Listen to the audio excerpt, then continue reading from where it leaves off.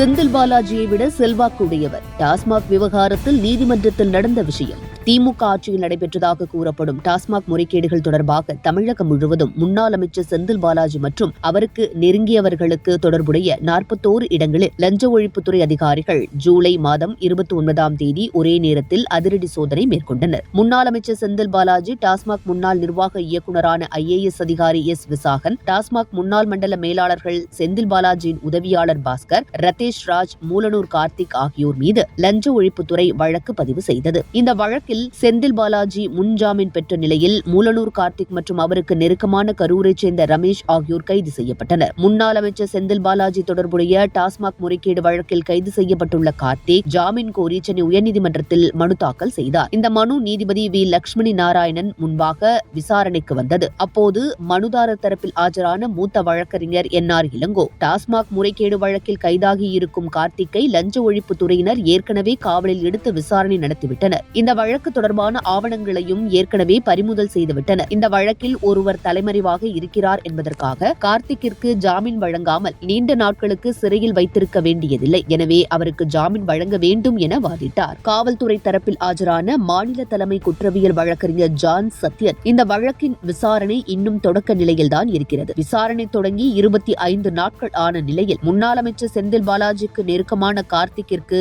எதிராக ஏராளமான ஆதாரங்கள் சிக்கியுள்ளன என வாதிட்டார்.